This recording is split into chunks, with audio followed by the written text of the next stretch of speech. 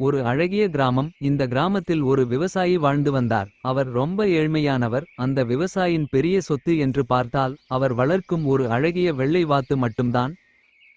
ஓ! சில நாட்கள் சென்றது. என் ஒரு நாள் பந்தல் விவசாயி வாங்கினேன். அந்த வாத்து இடம் மற்றவர்கள் தன் இல்லாமல் ஏழ்மை நான் என்ன நிலையில் கஷ்டத்தை செய்வேன்? சொல்லி வருத்தப்பட்டு இப்போது கொண்டு நீயும் இருந்தார். நானும் தான் இருக்கிறோம். அன்று இரவும் கழிந்தது. காலை எழுந்தவுடன் அந்த விவசாயி வாத்து கூன்றில் சென்று பார்த்தார். ஒரு பெரிய ஆச்சரியம் ஒன்று நிகழ்ந்தது. அந்த வாத்து ஒரு தங்க முட்டை ஒன்று இட்டது. இதைக் கண்டு விவசாயிக்கு பெருமகிழ்ச்சியாகவும் சந்தோஷமாகவும் இருந்தார்.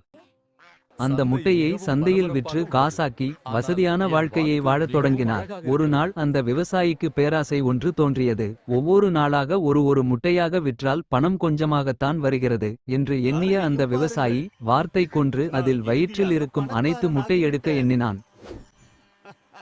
முட்டைய குடு. அதேபோல் வாத்தை கொன்று அது வயிற்றை கிழித்த பிறகு தான் ஏன் தெரிந்தது. போடவில்லை? வயிற்றில் ஒரு எங்கே? முட்டை கூட இல்லை என்று. அந்த விவசாயி ஒன்றுமில்லையா? மிகவும் அதிர்ச்சி முட்டைய அடைந்தான். குடு. மனம் வருந்தினான். வாத்தும் இருந்துவிட்டது. அந்த விவசாயின் ஏன் முன்னேற்றமும் போடவில்லை? நின்றது. இந்த கதையின் எங்கே? கருத்து என்னவென்றால் நமக்கு ஒன்றுமில்லையா? கிடைப்பதை வைத்துக்கொண்டு மகிழ்ச்சியாக வாழ வேண்டும். பேராசைப்பட்டால் தெரு நஷ்டத்தில் முடிந்துவிடும்.